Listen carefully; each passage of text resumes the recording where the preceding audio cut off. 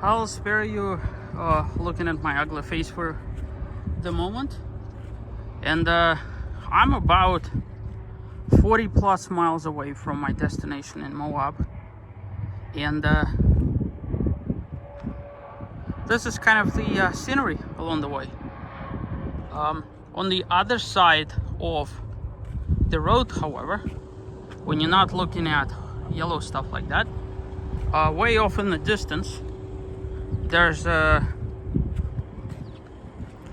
pretty sure it has a name, but whatever that ridge that goes from Grand Junction area all the way to Green River, I hear it's like one of the longest in the world.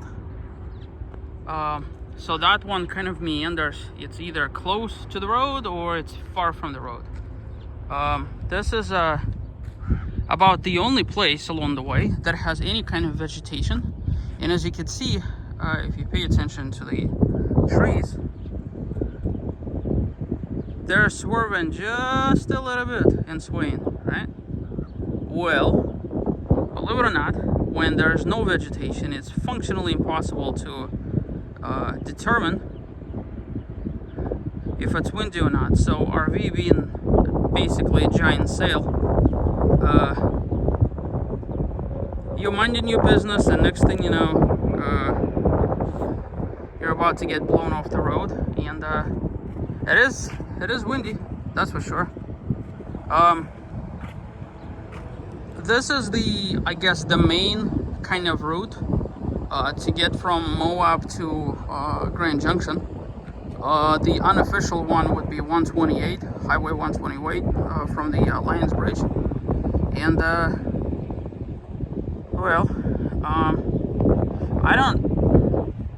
so 128 is a very, very beautiful road. But be as it may,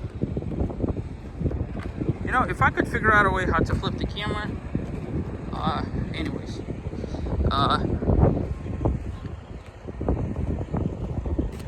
so look at that. Anyways, 128 is very scenic, obviously following Colorado River, and then you know, massive gargantuous red cliffs on both sides, and it is gorgeous. But head west toward I-70 West. There's my GPS kicking in. By the way, there's no signal here, so you may not want to disconnect your GPS. There's like 1 bar of cell, that's about it. Anywho, this is like a very seldom place where you actually get to see vegetation. And the thing about this kind of vegetation is that as you're driving, you know, I never exceed like 60 miles an hour. Oh, look at that bathroom. So at 60 miles an hour, it's almost impossible to see these sway, even if they are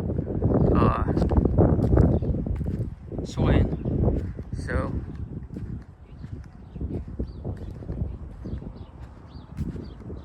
that's kind of cool over here. So what I was getting to is there's nowhere at all to stop, like nowhere. Every single exit is reminding you that there's nothing, no services. In a quarter mile, merge onto I-70 West. I don't know if camera is picking up the Google lady.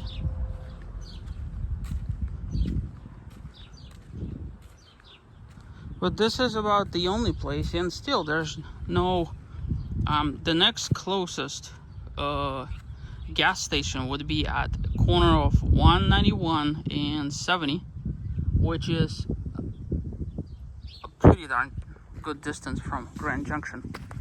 And that seems to be the general motif with Utah and all these western states, is they don't even bother warning you that there's no services of any kind until you actually get there.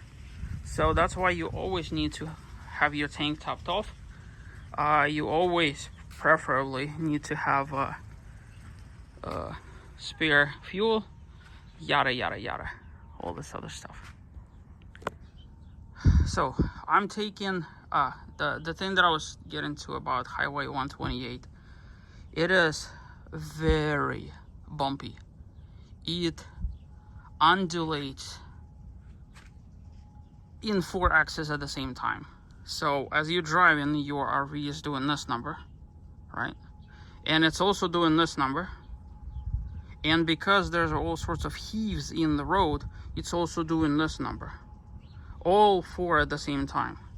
And I gotta say, for as long as 128 is, it is annoying as hell. I swore up and down last time I've gone, this was May, just a month and a half ago, that I am not going to do that again. Maybe it's a little bit easier on inbound side.